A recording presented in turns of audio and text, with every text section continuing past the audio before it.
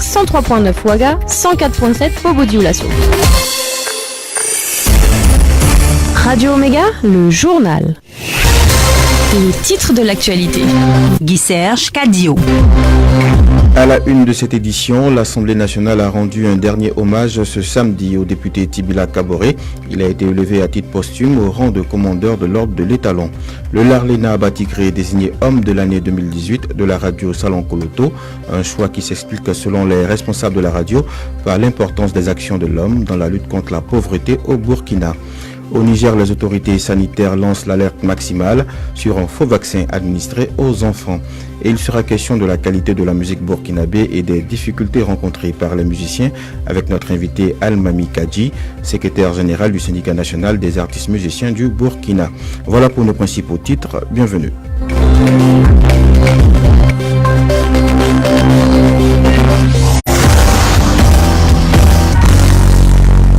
L'Assemblée nationale a rendu ce samedi matin un dernier hommage au député Tibila Kaboré, décédé le 12 mars dernier. Au cours d'une cérémonie qui s'est déroulée à l'hémicycle, en présence d'une délégation gouvernementale, le regretté a été élevé à titre posthume au rang de commandeur de l'ordre de l'Étalon. Denis Zongrana a assisté à la cérémonie. Feu, Monsieur Kaboré Tibila, au nom du président du FASO et en vertu des pouvoirs qui nous sont conférés, nous vous faisons à titre posthume commandeur de l'ordre de l'État. C'est par cette distinction à titre posthume effectuée par le ministre de l'administration territoriale qu'a commencé la cérémonie d'hommage. Une cérémonie qui s'est déroulée dans la sobriété. La tâche ne fut pas facile pour le président de l'Assemblée nationale, Alassane Sakandim, lors de son discours. Dans cette nuit de mars,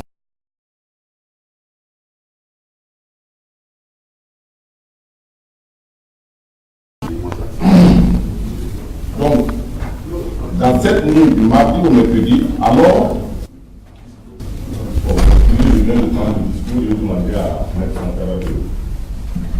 mais après une gorgée d'eau, Alassane Sakandé tient à terminer son discours.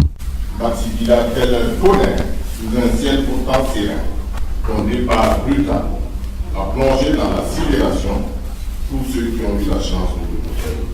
Honorable Tibila, cher frère, à présent dans l'immortalité, puisse ton âme reposer en paix. Le député Moussa Zerbo de l'UPC a côtoyé le regretté. Bien que la semaine dernière, avec lui, nous avons fait le compte rendu de notre mission de la condamnée. Il ne présentait aucun signe apparent qui laissait entrevoir qu'il souffrait. J'avoue que c'est un homme très ouvert, je l'ai dit, très bosseur, et il maîtrisait ce qu'il faisait. Tibila Kaboré avait été élu sous la bannière du parti au pouvoir, le MPP. Son décès est survenu le 12 mars dernier. À l'issue de la cérémonie, le corps du défunt a été transféré à Puitenga, dans la province de Kuritenga, région du centre-est, pour l'inhumation. Le ministère de l'Éducation nationale a organisé la 4e édition de la journée africaine de l'alimentation scolaire, mardi à Nabitenga, dans la province du Ganzourgou. Placé sous le thème « Investir dans l'alimentation scolaire » pour objectif, selon le ministère, de positionner l'alimentation scolaire endogène comme solution durable à l'avancement des objectifs durables de développement.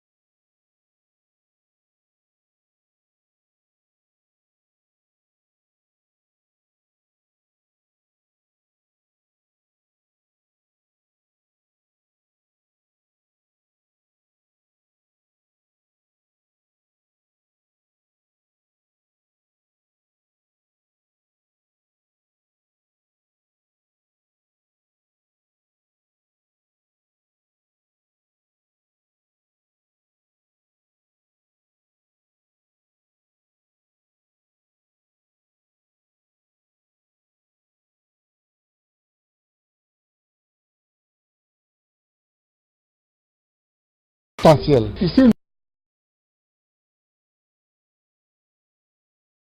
et un oiseau qui essaie de prendre de l'eau sur le robinet. Ça veut dire que cette femme, elle est en train de faire du gaspillage d'eau. En plus de cette exposition, pendant près d'1 heure, les responsables du musée se sont entretenus avec les étudiants. Entre autres thèmes abordés, la question du droit d'accès à l'eau et à l'assainissement. Alassane Samoura. Les différentes communications ont porté dans un premier temps sur la présentation du musée. La deuxième communication a porté sur les droits liés à l'eau. Et M. Hilaire Dongodawa, qui a fait la troisième communication, a fait le lien entre l'eau et l'assainissement. Environ 400 étudiants ont pris part à ces échanges. Des étudiants qui ont apprécié positivement l'initiative. Moussa Bakouan est en 3e année de droit public. On a été vraiment touché par une scène vraiment emblématique. Quand on parle de droit à l'eau comme droit fondamental, ça n'étonne personne. C'est vraiment une belle initiative. Le musée de l'eau est membre du consortium de IRC. À la suite du CIAO, le musée va être délocalisé à l'Assemblée nationale dans les jours à venir. Les membres du cadre de concertation provinciale de la Bougoriba ont tenu leur première session ordinaire de l'année 2019 le 12 mars dernier. Les mariages d'enfants, les grossesses en milieu scolaire et les mutilations génitales féminines sont entre autres points abordés au cours des travaux. Suivez le compte rendu depuis Debougou de Boniface Bourima Zagri. Ce cadre de concertation provinciale offre aux membres une tribune d'expression orientée vers le développement. Ici, les grossesses en milieu scolaire, les mutilations génitales féminines et les mariages d'enfants préoccupent d'un. C'est pourquoi, des 3 communications, le phénomène qui apparaît comme une gangrène a fait l'objet d'échanges. Innocence Sanislas-Tuna, l'un des communicateurs. Au niveau des mariages d'enfants dans la Bougoriba, nous devons avoir autour de 37 cas. Et le nombre de cas aussi dans la région du sud-ouest, c'est vraiment parlant. Les cas d'excision également, je pense qu'on est revenu là-dessus. On a eu les cas de Périgouan et puis de la commune, n'est-ce pas, de Kamti, où on avait pratiquement 121 cas d'excision et puis 52 cas qui ont été pris en charge par les acteurs techniques et financiers. Le deuxième, c'était sur les grossesses non désirées. Pour la région du sud-ouest, dans la période de 2009 à maintenant, nous sommes à 2337 grossesses non désirées. Le phénomène d'abus sur les mineurs, notamment la jeune fille, semble avoir la peau dure, selon les partenaires tels que Plan Bureau de Gawa, une ONG qui depuis l'année dernière a décidé de renforcer les mécanismes en place. Kelima Meda, deuxième communicateur, par ailleurs directeur de Plan Bureau de Gawa. Nous avions révisité notre politique qui s'appelait protection des enfants. Elle est devenue maintenant sauvegarde des enfants. Et du fait que nous avions une ambition mondiale qui voudrait mettre l'accent sur les jeunes filles, nous avions élargi la cible des bénéficiaires de cette protection-là aux jeunes. Appréciation du haut-commissaire Aminata Tarnada. Vraiment, nous avons échangé autour de questions très importantes. J'ai demandé à ce que vraiment on reste engagé par rapport à la question de violence aux enfants. Engagement pris par les membres qui se disent satisfaits de la qualité des débats. Debougou, Boniface Bromazagré, Radio Omega. Tout autre sujet, le Larlé Nahaba Tigré a été désigné homme de l'année 2018 de la radio Salon Koloto. La cérémonie de distinction s'est déroulée ce samedi dans son palais, une cérémonie durant laquelle il a remercié les responsables et auditeurs de la radio pour le choix porté sur sa personne. Pour lui, cette distinction est un appel à se battre davantage. Il est au micro de Marina Traoré. Je dois dire que c'est avec beaucoup d'humilité que j'ai reçu cette distinction et comme vous savez, je suis un homme d'action et un homme d'action, quand il est célébré, ça l'interpelle à d'autres actions. Et c'est pour cela je vais tenter d'être davantage un modèle. Et c'est ainsi que je pourrais donner la chance à au moins 200 enfants chaque mois d'avoir un repas. Cela va se faire à travers des femmes qui vont préparer pour ces enfants et pour ces personnes qui n'ont pas à manger. Et je vais aussi essayer de traduire ce que je fais pour l'agriculture burkinabé à travers des livres. Et je vais faire beaucoup de choses dans tous les 4 coins de Burkina Faso pour montrer mon amour pour le Burkina et cela sans discrimination aucune. Sur une dizaine de personnes pressenties au départ, c'est finalement le Larlé Nahaba Tigré qui a été choisi. Un choix qui s'explique, à en croire le président directeur général de la radio Salon Koloto, par l'importance des actions de l'homme dans la lutte contre la pauvreté au Burkina. L'importance des actions conduites par l'intéressé a amené l'équipe de radio Salon Koloto à le choisir comme l'homme de l'année. Ce n'est pas dire qu'on l'a choisi parce que c'est le ministre du Moro Naba, mais c'est que son action a été reconnue par tout le monde comme étant vraiment une orientation économique et de manière générale, s'adressant à toutes les populations du pays. C'est ainsi que les responsables de Radio Salankoloto qui sont à leur 10e année pratiquement d'intervention dans ce genre-là, l'a élu comme l'homme de l'année. Pour venir en aide aux forces de défense et de sécurité, le Larlena Batigré a promis 1 tonne de haricots Moonbin au FDS de l'Ouest, 1 tonne à ceux du Nord et 1 tonne à ceux de l'Est. Il a procédé à la remise symbolique de ces vivres au cours de la cérémonie de distinction.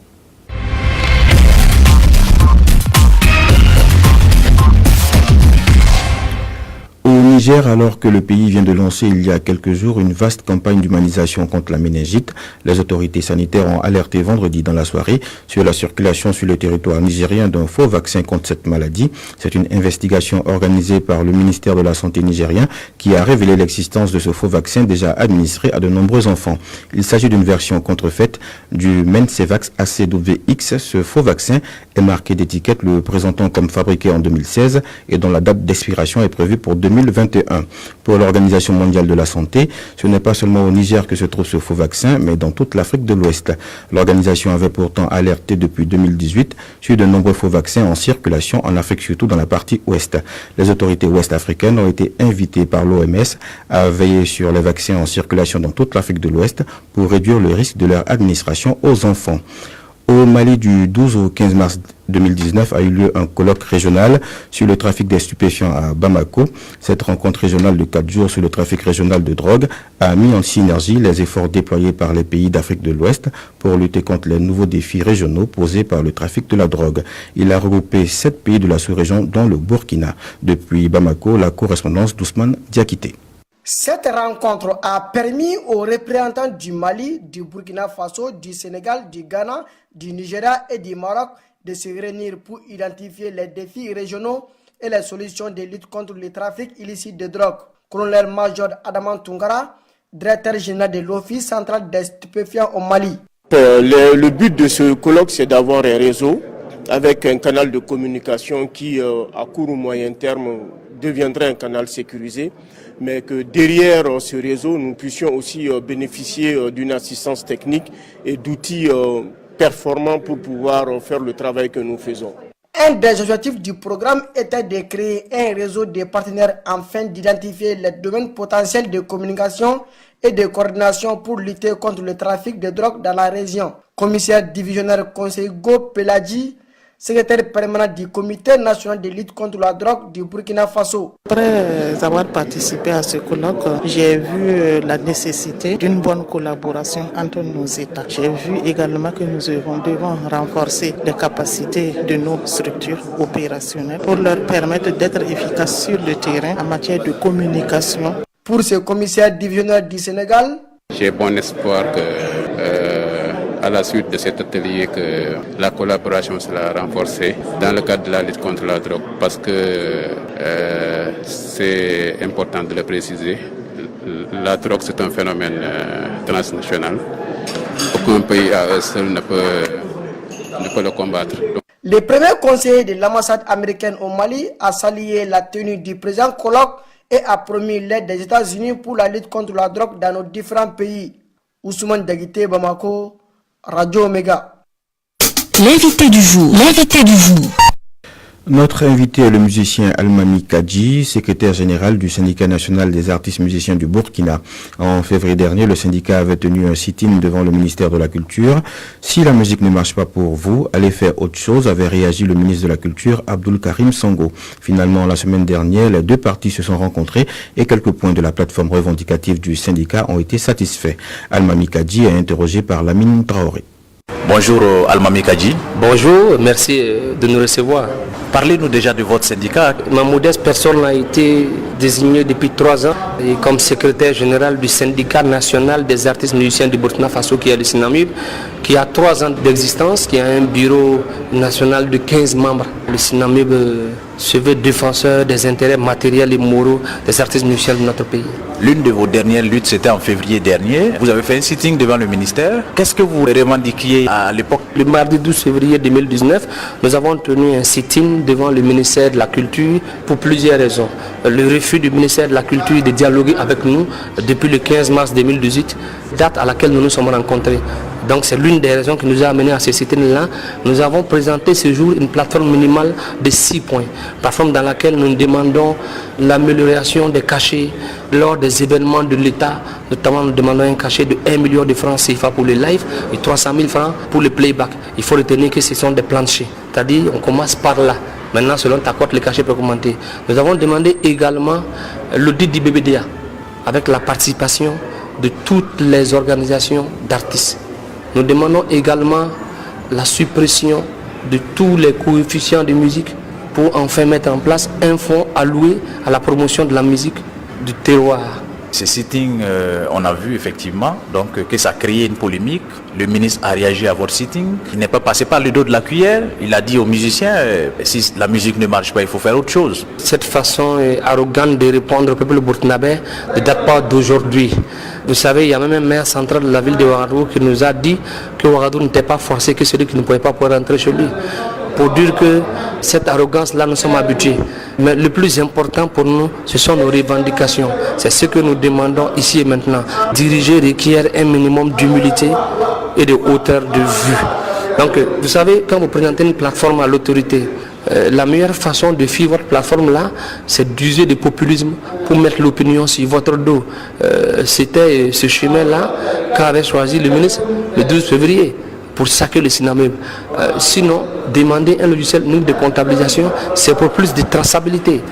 Parce qu'au jour d'aujourd'hui, les radios, ça veut dire que si on joue un artiste burkinabé, ce n'est pas comptabilisé. En somme, les artistes sont payés de façon aléatoire. Donc c'est de façon scientifique que nous avons fait la proposition de logiciel unique de comptabilisation. En quoi est-ce que cette demande-là, elle est illégitime? Il y a eu des audits qui ne datent pas. On ne peut pas faire les audits à tout moment. Le langage utilisé est assez clair. Nous demandons l'audit avec la participation des organisations d'artistes. Sinon, il y a eu l'audit du BBDA en 2016. Mais ici, nous demandons l'audit avec les structures concernées, les structures membres du BBDA. C'est tellement simple, c'est ce qu'il a dit. Il y a des points quand même qui ne sont pas légitimes selon certaines personnes. Sur la question du coefficient, les coefficients c'est pour valoriser la musique traditionnelle, donc le coefficient peut aller jusqu'à 5, contrairement donc au reggae. Le paradoxe ici est que si c'était vraiment fait pour valoriser la musique du terroir, le jazz n'allait pas faire coefficient 5. Il y a que dans le même temps que la musique du terroir fait coefficient 5, la jazz music, qui est une musique importée, fait également coefficient 5. Donc là, vous voyez que le législateur est complètement passé à côté. La musique quantique, qui est une musique étrangère, fait également coefficient 3. Donc c'est une vraie injustice. Vous avez rencontré, enfin, on peut le dire cette fois-ci, donc le ministre de la Culture, la semaine dernière. Parlez-nous de cette rencontre. Le principe de prendre la résolution ferme, de doter les BBDA d'un logiciel unique de comptabilisation est passé. Le principe de revoir à la baisse les prix de la salle de Sénazar est passé. Le principe de relire la loi 032 est passé. Le principe d'amélioration des cachets est passé. Mais là, les échéances sont pour quand? C'est là. La plateforme minimale que nous avons transmise le 12 février, il y a eu un pas qui a été fait par le ministère de la Culture, c'est bien, mais nous attendons les résolutions finales pour dire que nous sommes satisfaits. Merci, Almami Kadji. C'était à l'instant notre invité Almami Kadji, le secrétaire général du syndicat national des artistes musiciens du Burkina. Cette annonce à présent, élection présidentielle de 2020, des missions consulaires spéciales pour doter les Burkinabés de l'extérieur de documents de votation sont en cours actuellement. De quoi s'agit-il? Comment se déroulent ces opérations? Pour en parler, Ousmane Paré reçoit dans votre émission Dimanche Politique Joachim Bagnan, expert électoral, chargé de mission du ministre de l'intégration africaine, par ailleurs chef de la mission inaugurale au Niger. Dimanche Politique, c'est ce dimanche 17 mars à 9h10 sur Radio Omega, 103.9 Ouagadougou, 104.7 Bobo et sur le www.omegabf.net. C'est la fin de cette édition mise en onde par Ilyassa Ouedraogo. Très bonne suite de programmes sur nos antennes.